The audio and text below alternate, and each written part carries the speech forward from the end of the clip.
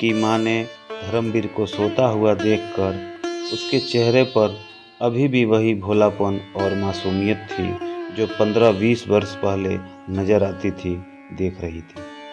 कर्कशता अथवा कठोरता का कोई निशान नहीं था।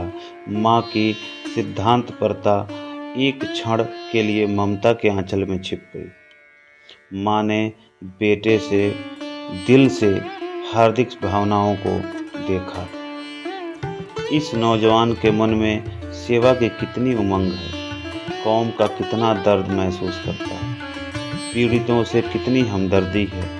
अगर इसमें बूढ़ों की सी सूझबूझ, धीमी चाल और धीरज है तो इसका कारण क्या है? जो व्यक्ति प्राण जैसी प्यारी वस्तु को बलिदान करने को तैयार हो, उसकी तड़प और जलन का कोई अनुमान नहीं कर सकता। आस या जोश या दर्द हिंसा के पंजे से निकल सकता तो जागरण की प्रगति या उन्नति कितनी तीव्र हो जाती। माँ ने ये सोचा। माँ की आहट पाकर धर्मवीर चौंक पड़ा और पुस्तक संभालता हुआ बोला, तुम कब आ गई मम्मा? मुझे तो पता ही नहीं कब नींद आ गई। माँ ने दीवट को दूर हटाकर कहा, चारपाई के निकट दिया रखकर न सोया करो बेटा, इससे कभी कभी दुर्घटनाएं भी हो जाया करती हैं। और क्या सारी रात पढ़ते ही रहोगे?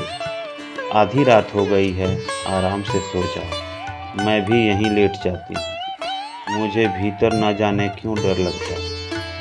धर्मवीर बोला, तो मैं एक चारपाई लाकर डाले देता हूँ। तो माँ ने कहा, नहीं नहीं बेटा, मैं यहीं धरती पर लेट जाती हूँ। वाह, मैं चारपाई पर लेटूं और तुम धरती पर पड़ी रहो। तुम चारपाई पर लेट जाओ, धर्मवीर ने बोला। माँ ने बोला, चल मैं चारपाई पर लेट रही रहूं और तू जमीन पर पड़ा रहे, यह तो हो ही नहीं सकता। मैं चारपाई लिए आता हूँ, धर्मवीर ने बोला। नहीं तो मैं भी भीतर ही लेटता हूँ। आज आप डरी क्यों हो? धर्मवीर ने पूछा। तुम्हारी बातों से भयभीत हो गई हूँ बेटा, माँ ने बोला। तो मुझे भी क्यों अपनी सभा में नहीं शरीक कर लेता, माँ ने कहा। धर्मवीर ने कोई उत्तर नहीं दिया। बिस्तर और चारपाई उठाकर अंदर वाले कमरे में चल गया। मैं आगे आगे चिराग दिखाते हुए चल रही थी और पीछे पीछे कमरे में धर्मवीर आया। कमरे में चारपाई डालकर उस पर लेटता हुआ बोला, अगर मेरी सभा में शामिल हो जाओ तो क्या पूछना। बेचारे कच्ची कच्ची रोटियां खाकर हम सभी बीमार हो गए हैं, उन्हें अच्छा खाना मिलने लगेगा।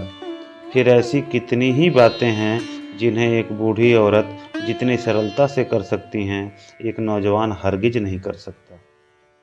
मसलन किसी मामले के बारे में सुराग लगाना, स्त्रियों में हमारे विचारों का प्रचार प्रसार करना। लेकिन तुम दिल लगी कर रही हो अम्मा, माँ ने गंभीरता से कहा। नहीं बेटा, मैं मजाक नहीं कर रही हूँ, दिल से कह रही हूँ। माँ का हृदय कितना नाजुक होता है, इसका अंदाजा तुम नहीं लगा सकते। तुम्हें इतने बड़े संकट में अकेला छोड़कर मैं घर कैसे बैठ सकती?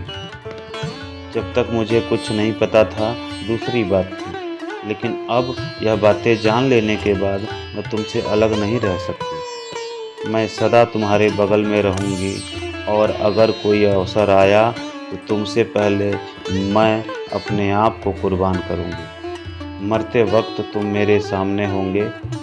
मेरे लिए यही सबसे बड़ी प्रसन्नता है। यह समझो कि मैं नाजुक अवसरों पर डर जाऊँगी, चीखूँगी, चिल्लाऊँगी, ऐसा हरगिज नहीं होगा।